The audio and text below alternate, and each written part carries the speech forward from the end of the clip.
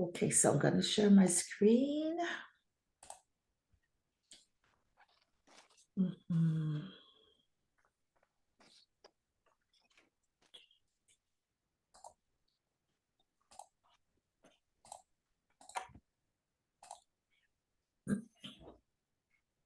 So discover your talent to find a job that suits you. This is the title of our workshop today on Masterclass. So what you going to oh my goodness, come on. Tonight, what will we cover in the 50 minutes that we'll spend together, it will be how to identify your talents, how to determine what are your likes and dislikes, how to define your core values, and how to assess when a job is the right fit for you.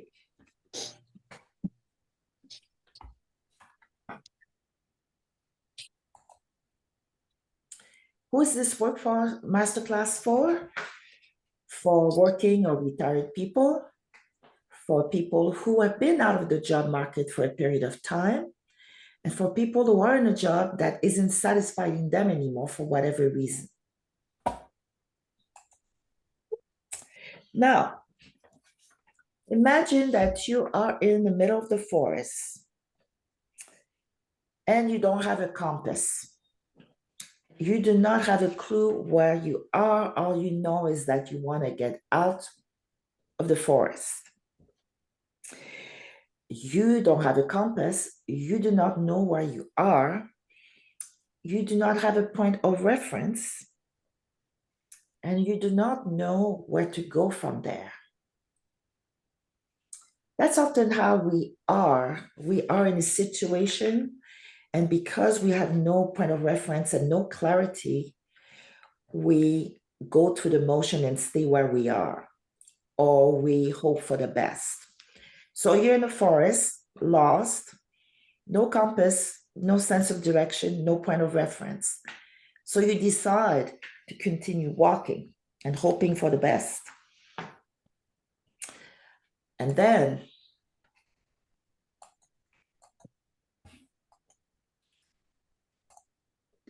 you reach a clearing and you have two paths.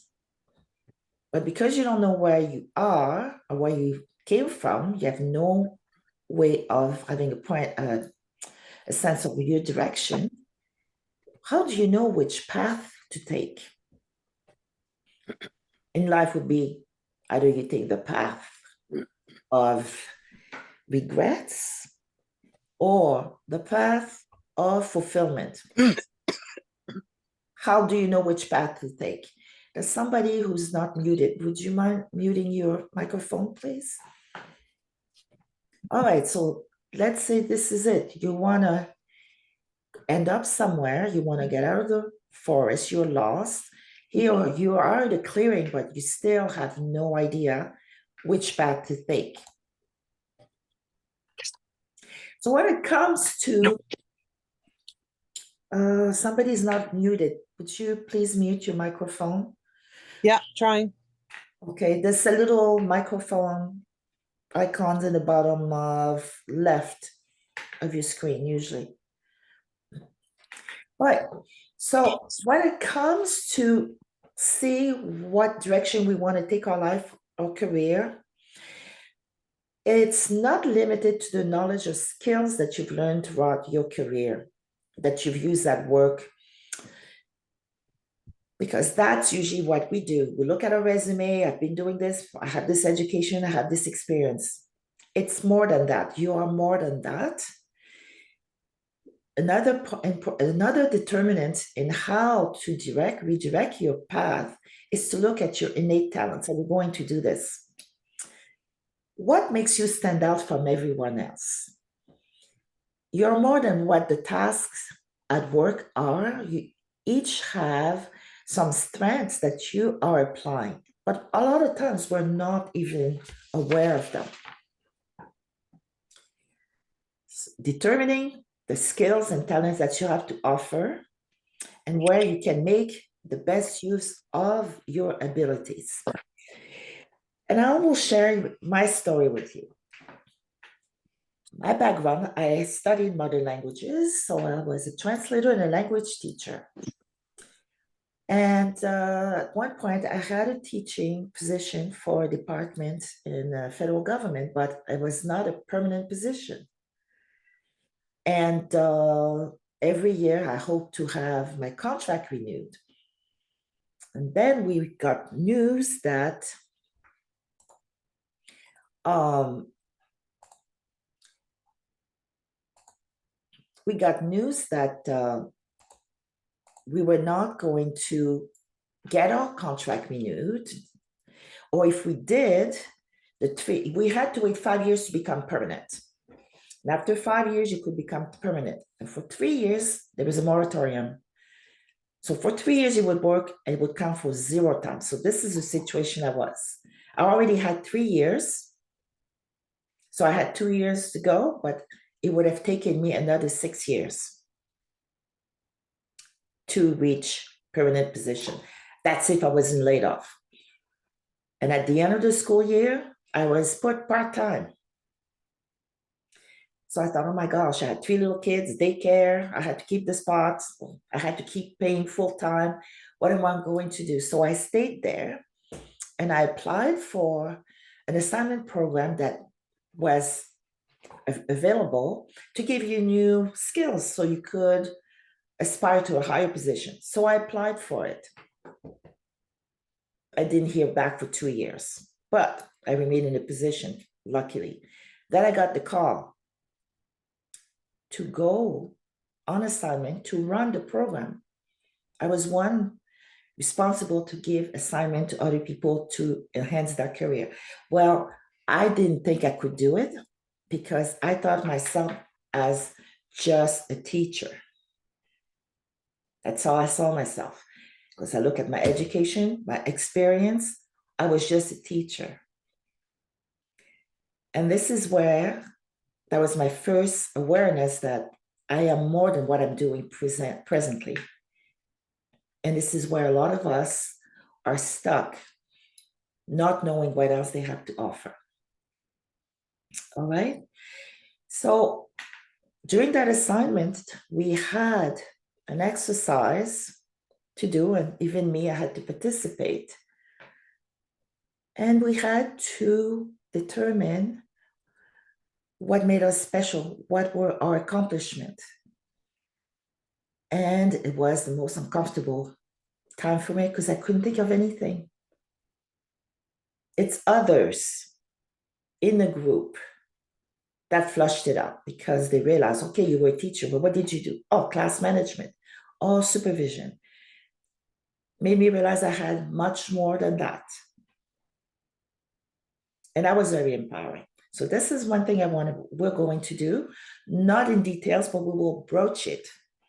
So it give you some awareness of what else you have to offer, not just what you're doing or what you've been doing for a long time. There's a lot more to you. Okay.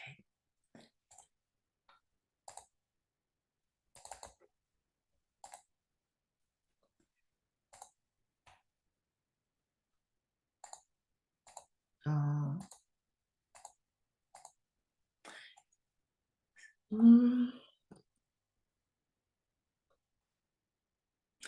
so to identify your talents, I talked about it's not limited to your knowledge or your skill or what you've learned throughout your career or use at work. Look at your innate talents. And some of you, I know you have some, and see how you can utilize them. So what I like to do, I don't know if everybody had a chance to download the workbook. It's on page 4. Identify your talents. So if you do not have a workbook, if you have a piece of paper, make 2 columns and write down at the top, at work, 1 column. And on the other column, at a hobby or volunteer work. Identify your talents, your skills that you used or are using now at work or for hobby an interest that you have, or volunteer work. So I'm going to give you a few minutes to jot down. For example, if you are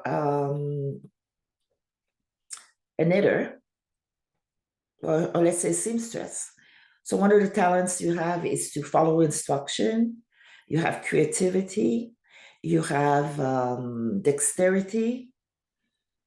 I'm just saying this at the top of my head. So think about what you've done in your professional life, the tasks, and also in your personal life, in your hobby or your volunteer work. And just jot down. I'll give you a few minutes to write it down. It won't be exhaustive because we only have 50 minutes, but that's something, a work in progress. But I want you to have an idea of what you have.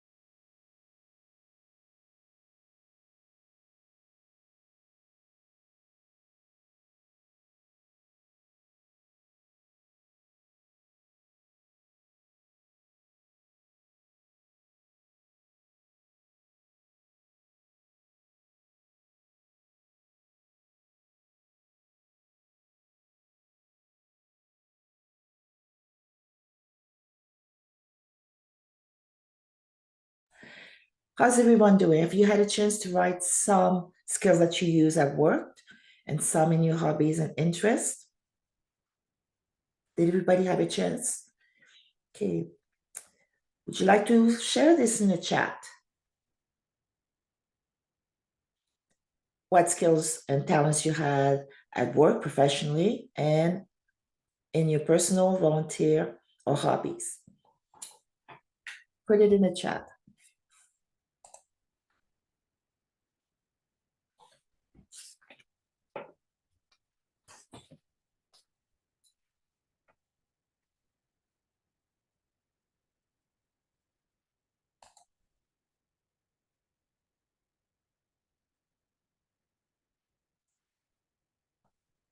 Okay, taking command. I'm assuming that's at work. Public speaking.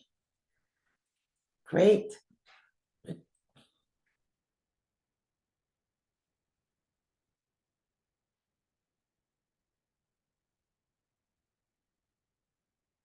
Okay, great cook.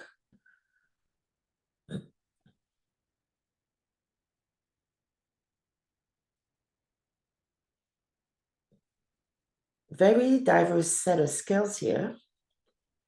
Anybody else wants to share?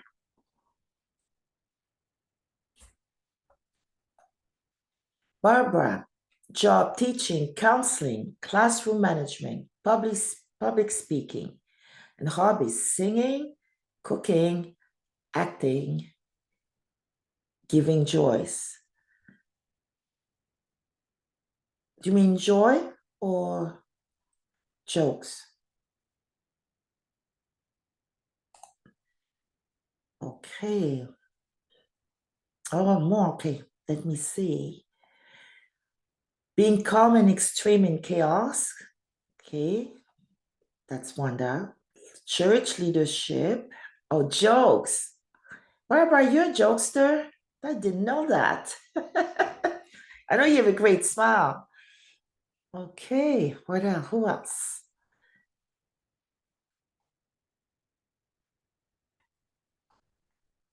Anybody else?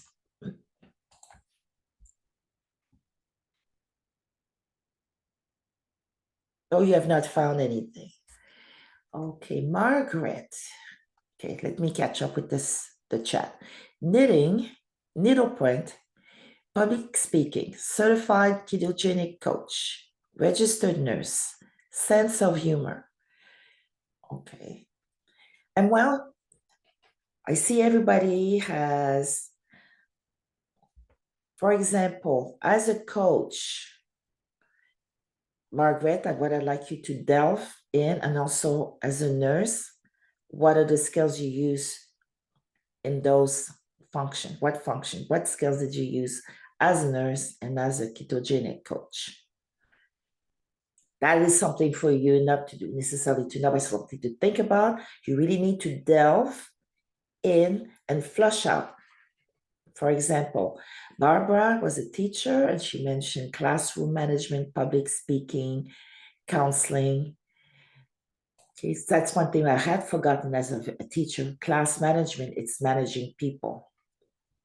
And I underestimated that, but that's a big part of our work and it's transferable doing something else. And being calm in extreme chaos, that's Wanda. Okay, attention to detail. So that is a skill that you can use anywhere and it's sought after. So knowing what we have to offer is a beacon in knowing what we are good at and where else we can apply those skills. Okay. Anybody else wants to share before we go to the next step?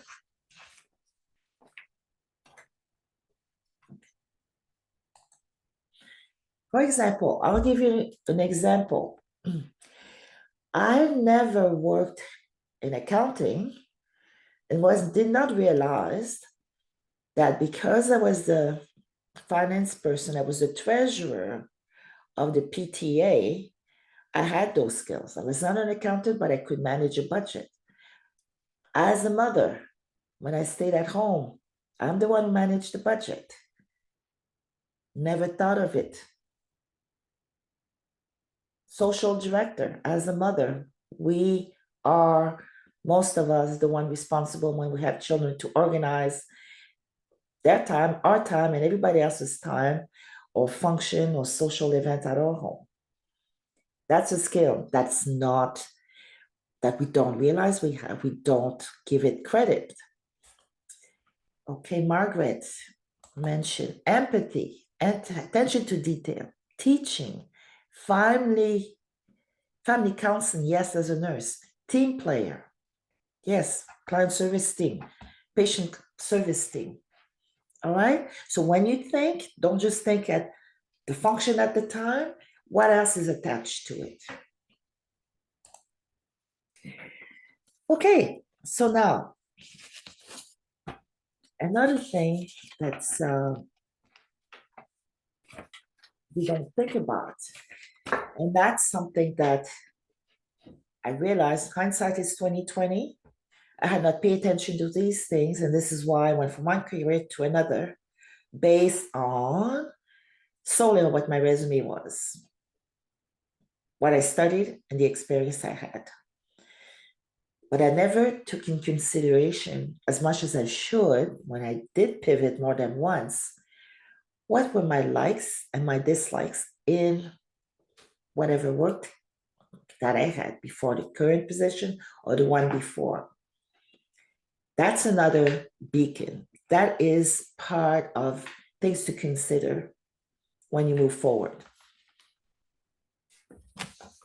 So, most of us enjoy an aspect of our work, and this is why we're doing it, because obviously there's something we like. Also, there are things that we do not like that are part of our work. Some are minor, others are more serious. But it's good to delve into and realizing that, because now that I look back, like I say, hindsight is 2020. If I had applied this a few years back, I might have had a totally different path because I recognized certain things that were not aligned with me. So, what I'd like you to do is to make a list of what you like in your job or any job that you've had, things that you enjoy that were part of your work, whatever position you work, even volunteer work. And then things that you dislike in your work, your volunteer work, or any other activities. I'm thinking of volunteer work or things that you do, but if you could, you would not do it because you dislike it. For example, the part of my job that I didn't like is doing spreadsheet. I'm not, I could do them, but this is one thing I really didn't like to do. It's not a big deal, but it's one of the things that I didn't like to do. So luckily, most of the times I did not have it as the main responsibility.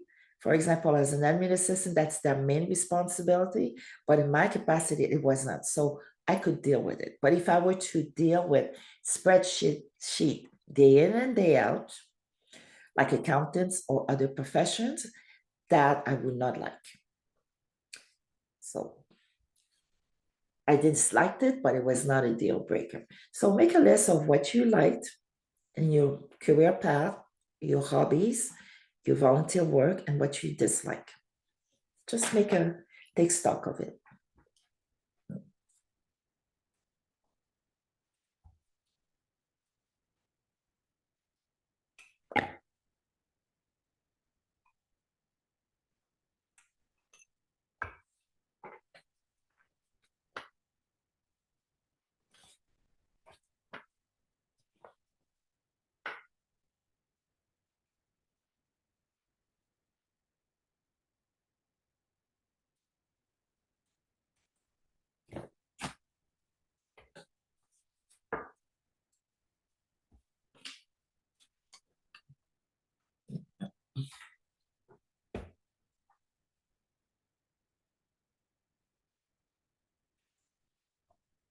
Mhm.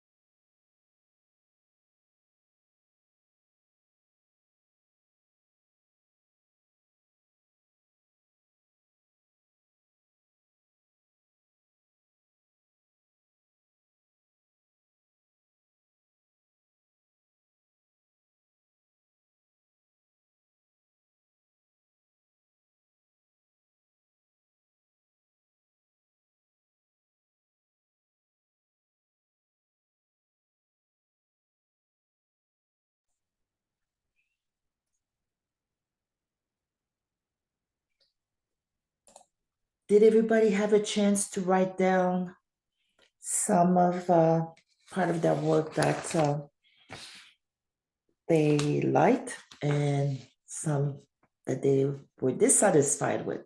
Did everybody have a chance to jot some down? Yes, no? Yeah.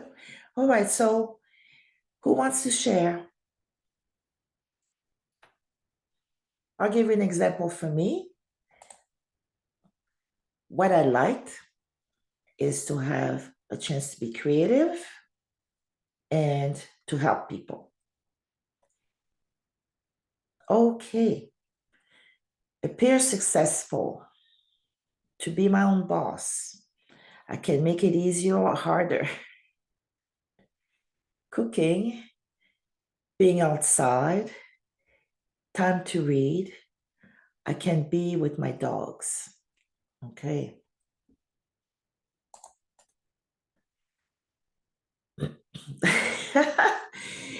I don't like friend farming, technology, but like the ability to change lives. Okay, Margaret.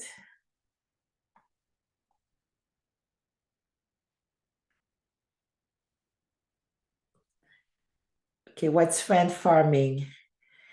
Oh, it's a term that somebody, an instructor, used uh, to kind of to make connections on Facebook to be friends. So that's the expression they used and the way they were doing it. That's how it was, but not everybody does that.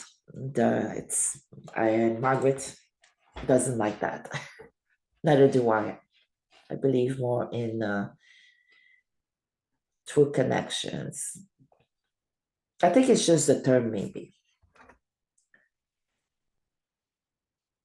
Okay.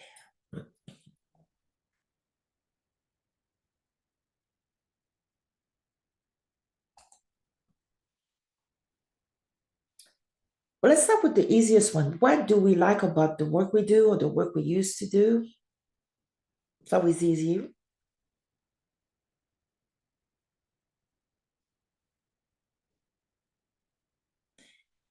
Singing, teaching, encouraging others, leadership, planning events. Dislike, constant changes on the job. So, Barbara, it's very clear you like to be around people, doing things with people, for people. Dislike, constant change on a job. Changes that are for the sake of changes, of good changes, when you say that.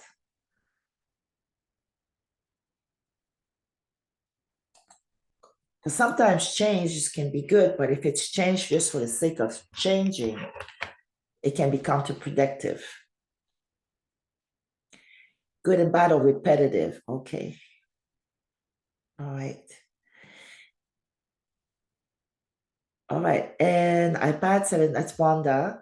Love technology, teaching people, travel, digging deep to find causes or errors. Okay, you're troubleshooters. Mhm. Being a team player, did not like having tough conversations with employees. Yes, that's a difficult one. There's an art to it, but it doesn't matter. It's always difficult. But we learn to circumvent that.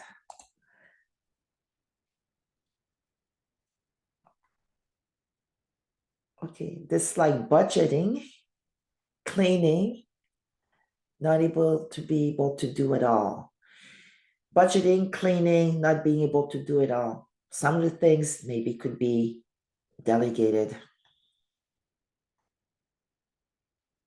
Doing it all is not necessarily always feasible, you know? So is it a question of unreasonable expectations, you know? Because that happens a lot. And that is something that we are aware of. Once we are aware of it, is to scan wherever we're going next to see if this is the culture. And then that's another lesson. But there are ways to figure it out. Yeah, but that's a big problem. Yes, counterproductive. Okay. Now, we've talked about this. Life is not always what we want. We all know that. However, we can still have control on things in our life once we identify. Knowing what we like will steer us, give us the tool, or how could I say? It's part of your toolbox to know, knowing that I like this, where else can I apply this? Where else can I find this that will give me satisfaction? For example, for me, no matter where I worked, the thing that I loved the most was to work with people, having conversation with people, and help them get unstuck. Doesn't matter which position I was, I seemed to always be the one people came to for advice when they were stuck. And that came very naturally to me. And I think that's why people came to me. And this is one reason I stayed in some places longer than I should, because I really liked that. And I disregarded my dislike that were affecting me. We're going to talk about core values in a minute. When it affects your core values, that's when has a negative effect on you. So we talked about things we dislike at work. Some we have control over. We might dislike them, but there are things you can do to circumvent that. Some we do not have control over, especially if it comes from the top down. So from the list of things that gives you some discontentment, divide them in the one that you have no control over, and maybe the reason why, and the one that you have some control over, and how can you affect the control on the dislikes that you have in your position or what you used to do. Because knowing what you can control and what you cannot makes a world of difference as well. So I'll give you a few minutes to think about it. So if you don't have a workbook, so you put the likes and the dislikes, the one you have no control over, and the ones that you have some control over, meaning you can discuss, you can negotiate, you can work around it. So I'll give you a few minutes to think about that.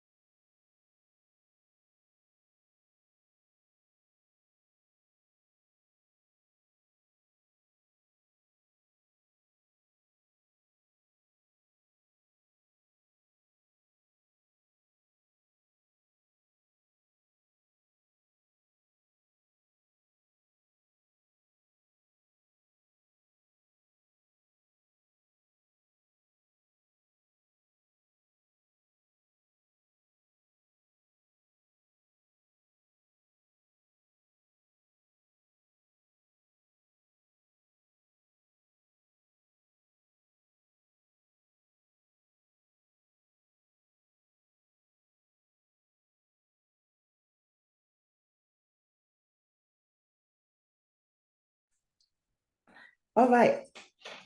So did everybody have a chance to write down what dislike they have some control over, and the ones that they have no control at all?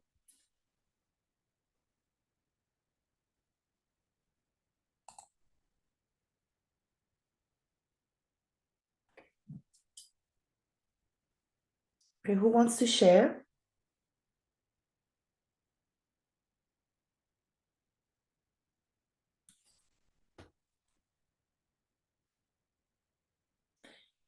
So Margaret says, anything is possible. Roadblocks need not to be the end, but can be the beginning. So it's like when you talk about labor relation, when there are grievances, it's it's an opportunity for discussion and looking at solutions. So that's what you mean by this, Margaret?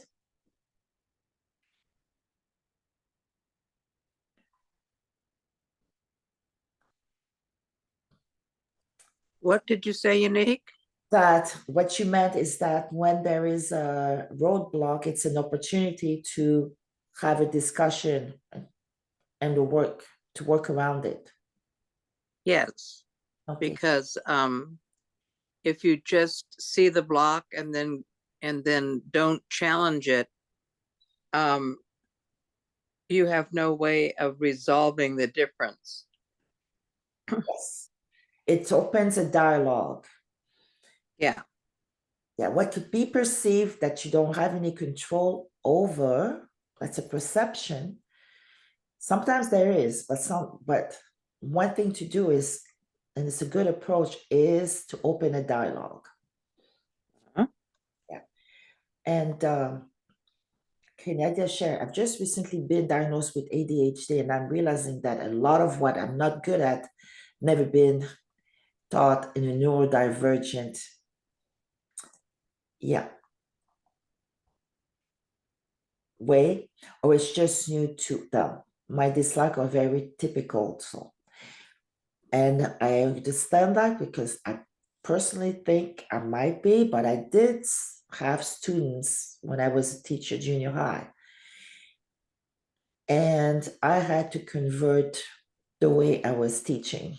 In some class, I had 3 different lesson plans. I had stations with different tasks for the tactile learner, the kinesthetic learners, for the visual, for the auditory. I had that in my classroom. But it's funny, it's not with child psychology. We learned that in education. It's when I was teaching adults that this was brought. And that was a new thing. And it's when we come with an open mind and not try to fit, what you call about, which we talk about, a square peg in a hole.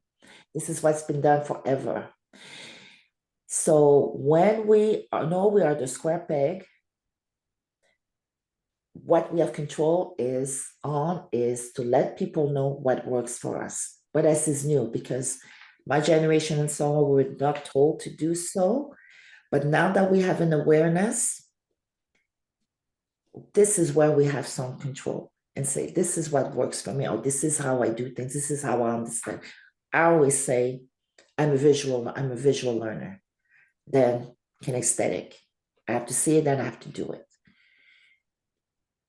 So to be aware of that is our superpower because we can articulate what works for us, not expect. So that in the past, I think it probably caused a lot of heartache and difficulties, but being aware of that now changes things and also helps you recognize if an environment is suitable for you or not. That's something that you will scan, that you will be aware of, and knowing the work culture. And I always say to my clients, do your homework and find out. And we'll talk about this in your core values in a few minutes. That's our next part. We're doing this very quickly because this is something I do over a few weeks, but these are tips to help you. At the end of this workshop, I want you to have this in your pocket. Okay. And that's big. Thank you for sharing, Nadia. You're the third person this week who's told me this, that they were just diagnosed. And I think myself, I should be assessed because I think knowing that I have a lot of the symptoms. Control over 9-to-5 job, some control over constant change. So, Barbara, when you say control over a 9-to-5 job, is that you want to work a 9-to-5 job? No, I'm saying I have control over changing it. Okay, you have control over changing it? For example, working compressed hours? No, of doing my own thing. Ah, Right.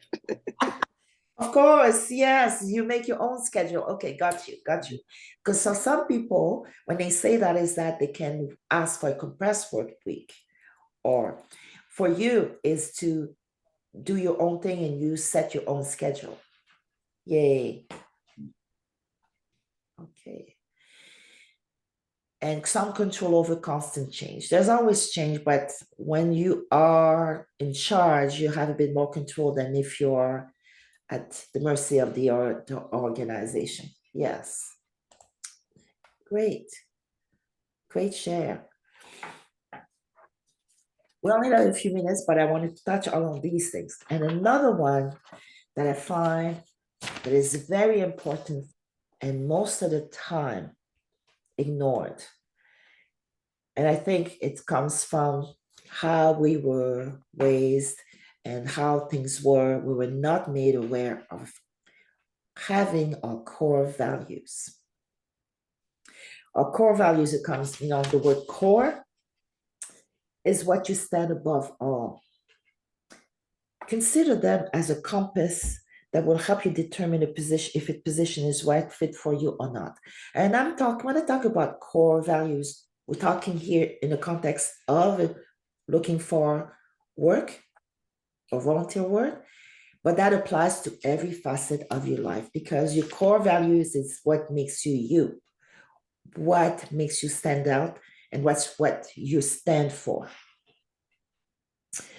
And if you're unclear about your core values, it is beneficial to take several moments of introspection. You're not going to do it all today, but I wanted you to be aware of that and work on that.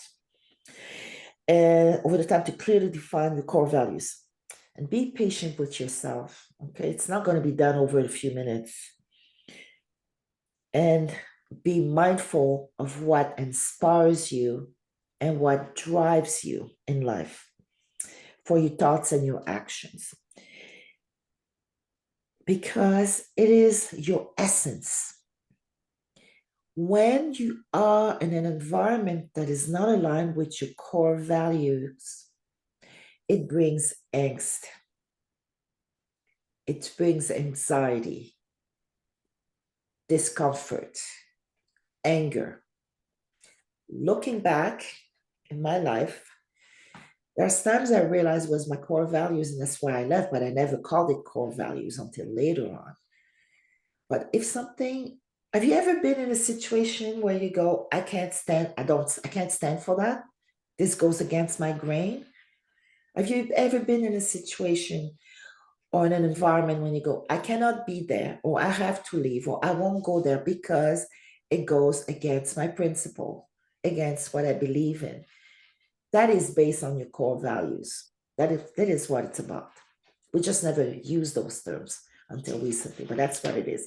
And the word expresses it very well, from your core. And if you do not have a sense of what your core values are, you're falling like a bobber in the ocean. You don't have any sense of direction, or you're not true to yourself. Okay? And Nadia says, yeah, her and I have left our careers behind us because it was not aligned with our core values. And it was actually killing us, literally. This is from experience. And I've seen it in other people as well. And this is one of my core values is to help and not let other people suffer. This is what I do, Okay, this is my why, but that's my core value. Anyway, so that is underestimated. And when I work with my clients, I spend a lot of times on the core values because once they're very clear on what they are, they do not, and it's for anything, we're talking about career, but anything else you do in your life, they know if it's aligned with them right off the bat. I have a client, she said to me, she has some job posting come to her from LinkedIn. Yes, I can do all this, but there were certain things that were in a job listing that she recognized were against her core values. It wasn't something bad, it's just for her. Before that, she would not have been able to identify it. From that, she knew exactly what she would accept and not accept, or she would have an antenna up and scan to make sure the environment, nothing is 100%, but there's a lot of things you can see for yourself if you're aware of it. So once you are very clear on what your core value are, I call it a shield. You know, when you watch those science fiction movies, they put a shield, boing, no, it's not gonna go. I'm not gonna go there. You reject it. Or in the old days with the centurion, they had a shield, protect them. You will repel that. You will recognize that. Say, no, I'm not going there. I don't want that. That's when you have clarity, when you have clarity on your core values. So this is not an exhaustive list, but these are the key points to delve and consider if an environment meets your core values, okay? So you should be clear on the kind of culture that you want to work in. Not just take a position or take a contract because the money is good. No. You have to be clear on what the culture is, the environment. For me, as a coach, sometimes I do not work with people if they don't meet my core values. They have to be, first of all, willing to be coached, willing to do the work. So if during a session they keep making excuses why they can't do it, I know they're not ready for me at that time. So I won't work with them because I won't be able to give them the results. Do you understand the environment here? That's the scenario. The next thing is, what environment or settings or resources are necessary for you to do your best work?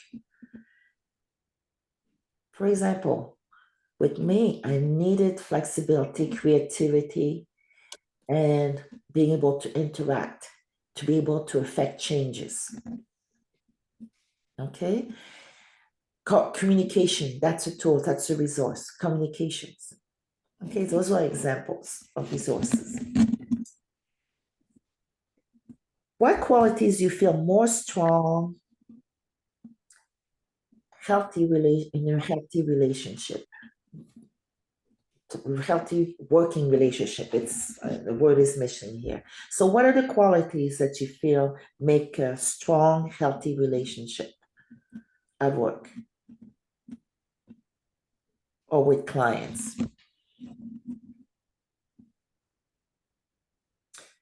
Another one, what qualities do you admire most in your role model? When you think of a role model, somebody that you emulate,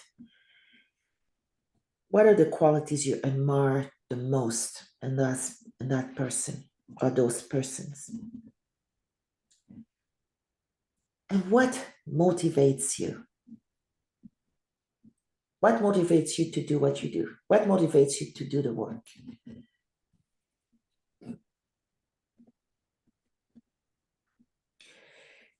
Also, what qualities do you wish to develop in yourself professionally and personally.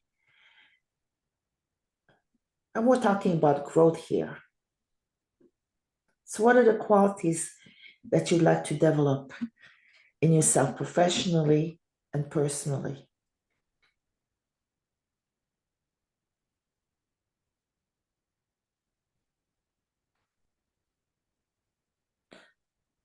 And then, what are your future goals? What qualities can it take to achieve them? Because as a human being, we're growing. So, what is it that you will need in order to grow, to achieve your goals?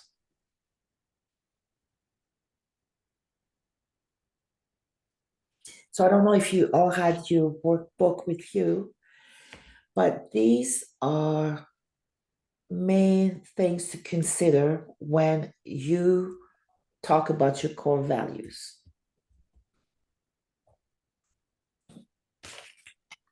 And that is an exercise that is not done overnight.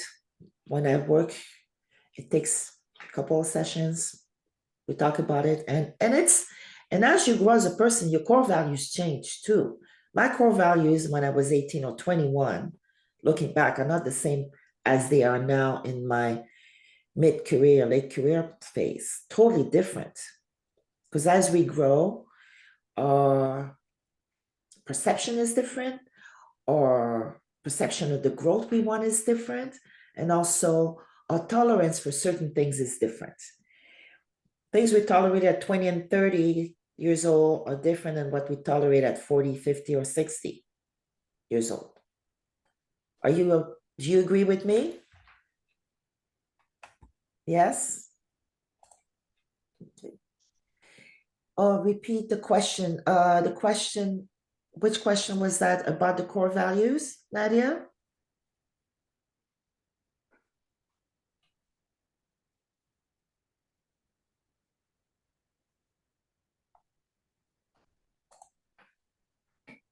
Oh, okay. Yeah, I was reading from the workbook. So in your workbook, you have things to consider. So having discussed this, looking at yourself now, just for now, we only have a few minutes. Start with the one that is obvious, that are really dear to you. What is a core value? What do you stand for? What do you want to see? Or what is it that you will not tolerate? Okay, so I'll give you a few minutes and then we'll share that.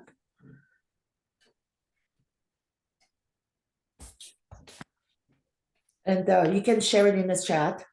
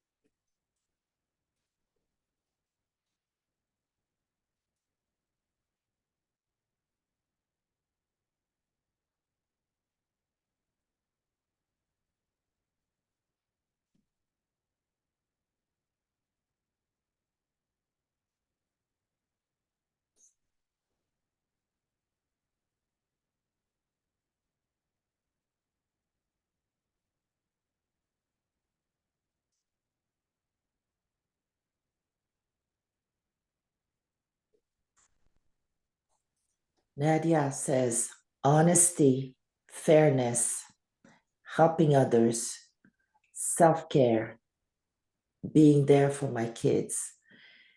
Those are your core values. And that's a non-negotiable. Look at it as a non-negotiable.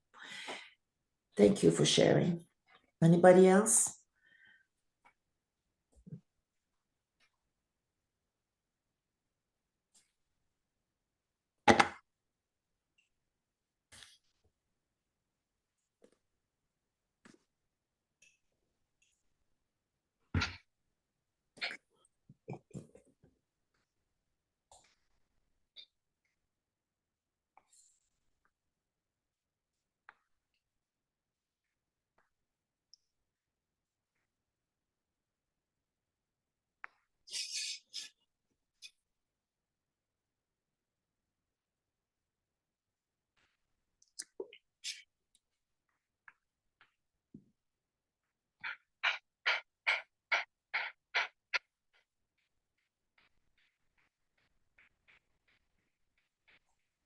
Do we need a bit more time?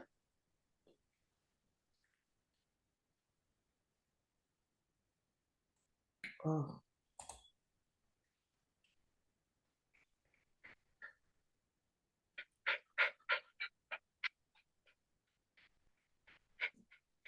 Okay. Respect, integrity, helping and encouraging others. Okay, great.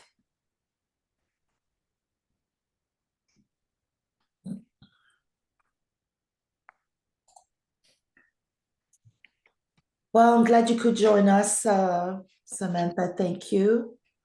So I was saying, Oh, you mean that we, you know, out of where we are. Oh, Samantha, could you put yourself on mute, please? Okay, thank you. Okay, Margaret. Honesty, integrity, fair play, introspective, respect, empathy. Yes. So when you see your core values, you identify a few. And then when you go and delve into that, you will go into the non-negotiable. Like there are some we say our core values, it might not be, it's just something that we like. But when you think about core values, is that if you don't have it, it's not going to work. So does that help you understanding core values versus what I'd like to have? Core values is that if it's not present in the environment that you're contemplating going or contemplating interacting in, it's not going to work. It will cause discomfort. It will cause anxiety or anger. It just will not be comfortable. And once we are very clear on that, it's very easy to avoid certain situation. And at first we feel sometimes a little guilty, but I reach a point now, it's a question of self-care too. It's part of self-care. So if something isn't right for me, I will not do. I will not go. And it doesn't matter who it is. I just won't. I will not compromise myself. I call it compromising because when you go against your core values, you're compromising yourself. Do you understand? We don't want to compromise ourselves. We don't want, for example, you have a compromised immune system, you won't go in certain situations, so not to affect you. So if you have your core values is what protects you, this is what you stand for, this is who you are, the core of you as a person. So if it goes against your grain, why would you do it? And being conscious and aware of what it is, that's empowering. And the more you practice, the more you keep yourself aware of it, the more you work in recognizing it, you become stronger, and it's like a reflex. It becomes a reflex. And this is what I want for you. Yes, you can apply those for everything, where you live, who you are, who your friends are, exactly, because it's your essence as a person. So whether if it's work or a social setting or a gathering or activities, if you see that your core values will not be respected, will not be there, or you will be in a situation that goes against that, it's not the right place or the right person. And it's liberating. The more you are true to yourself and that you are honoring your core values, life gets easier. You have clarity. And you should be unapologetic about that. Did I pronounce that? You should not make any apologies for it. All right? Because it's your essence, it's who you are, and there's only one of you. Remember that. There's only one of you, and you're enough. You don't have to change who you are. You just need to change the situation that you are entering. All right. So, for example, there are over the years, even before I had that kind of awareness, I knew some departments or companies I was not going to accept a position because I knew what the corporate culture was. It was against my core value. I didn't know it was called core values. So that is very important because it's not about doing what you like to do. You have to be in the right environment. It's not about making more money. You have to be in the right environment. Otherwise, you will not be satisfied. You will not be happy.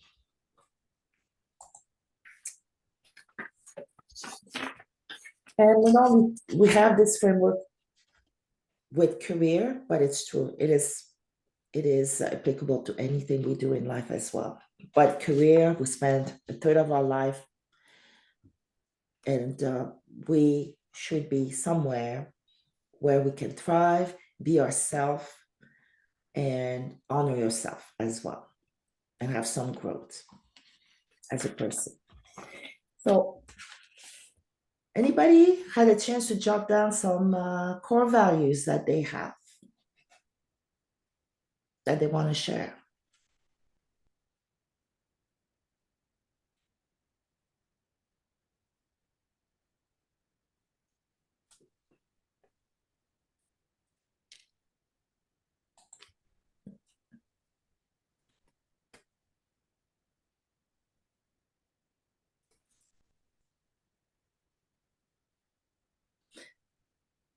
Another, I like the example that can be applicable to where you live or who are your friend. Any example of core values that would fit that?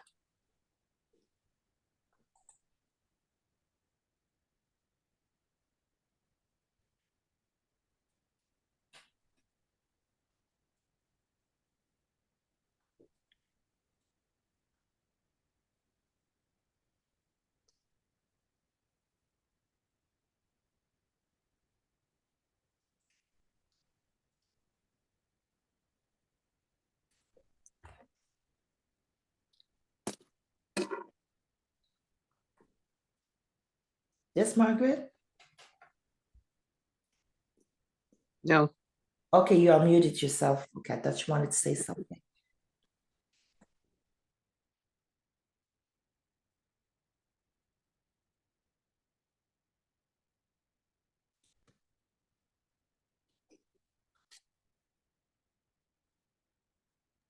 You're muted, Yannick. I'm muted now.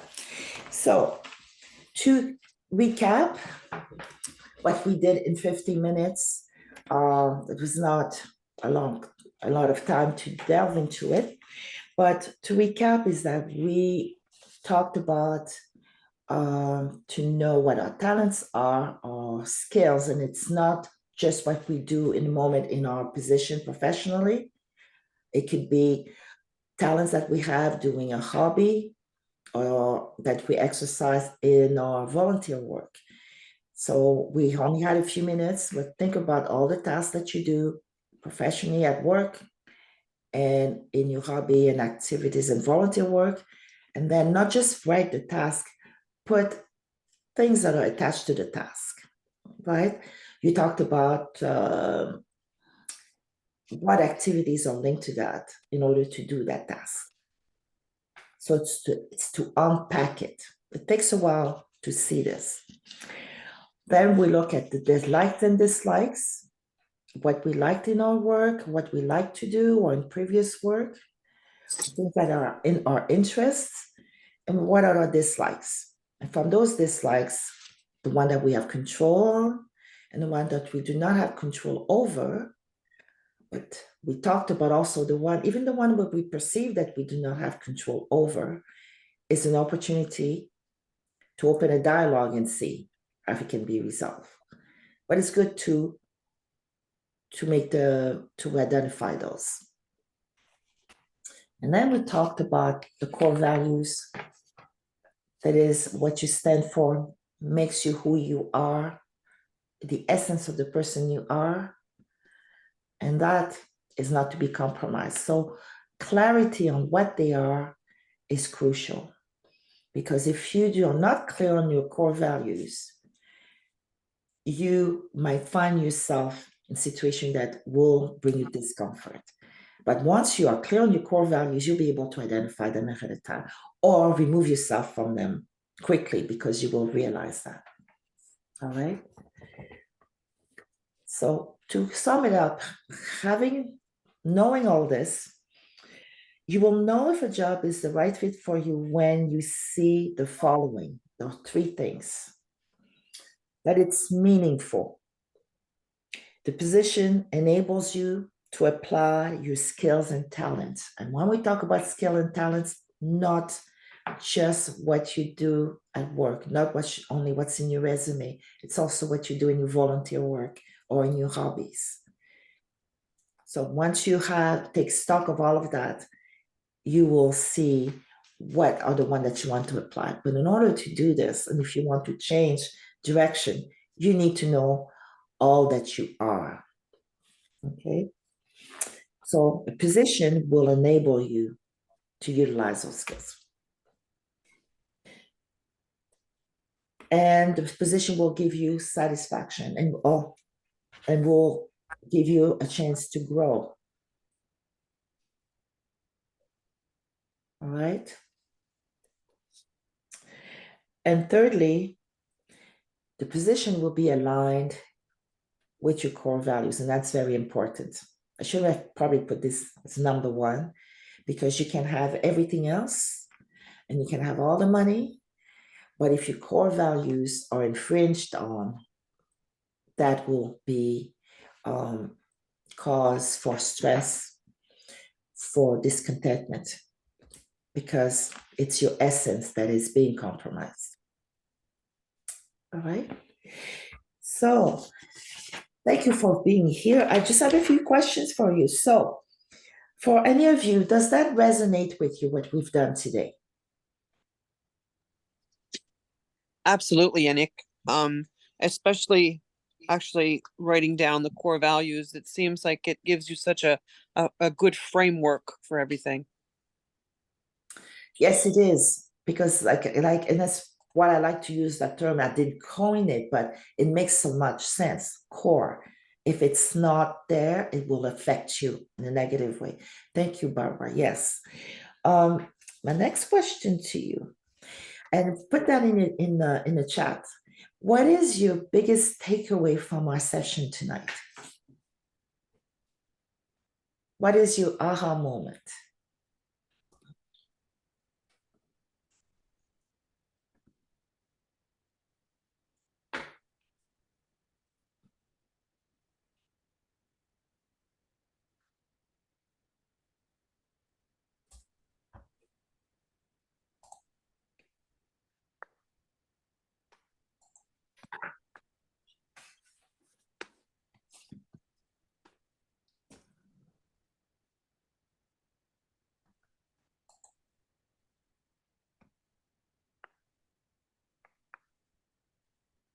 And that'd be very useful for me to know what it is. So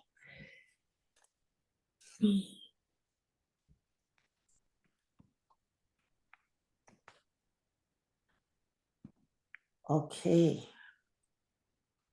Core values. For me, again, core values, and when you said can't be uncomfortable. Thank you, Samantha. My core values while writing them down. Yes, thank you.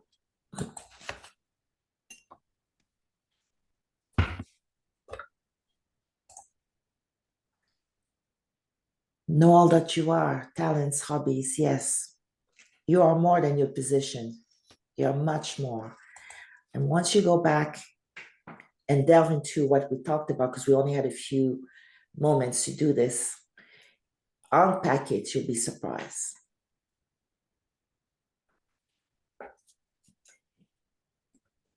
So we only had an hour together, and couldn't delve as deeply as I would have liked to, but I wanted you to have those nuggets.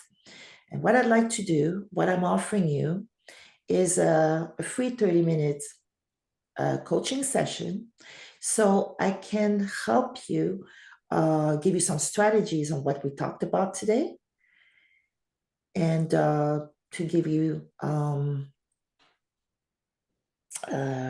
and also to help you towards your goal. So if you're interested, I will put the link to my scheduler for you to book your 30-minute session, because I'd like to give you this as well with the session, 30-minute session to give you some strategies on what we talked about today and to help you with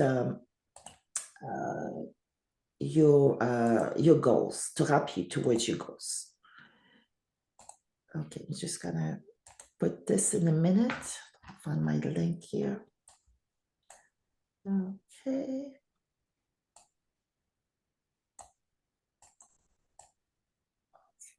Come on. Okay.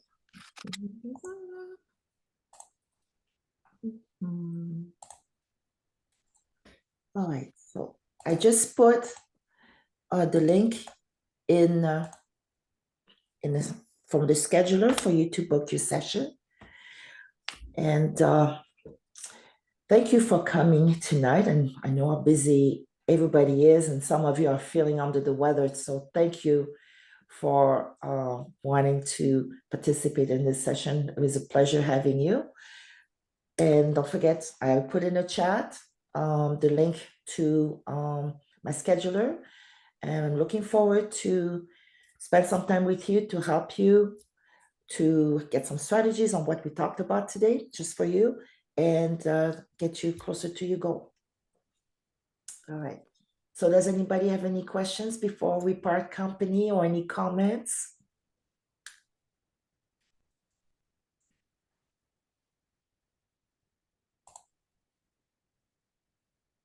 Thank you, Nadia.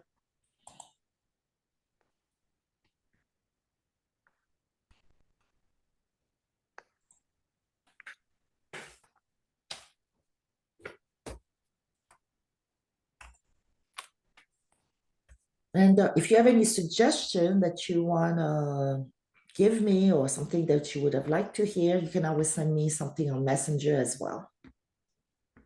I'm always there to improve.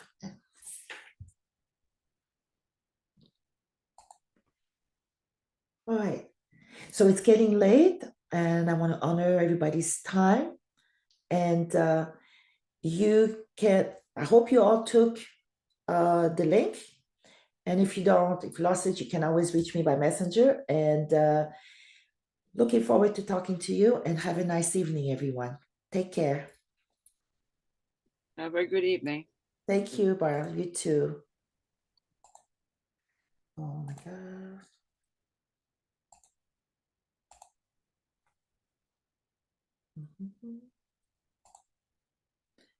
And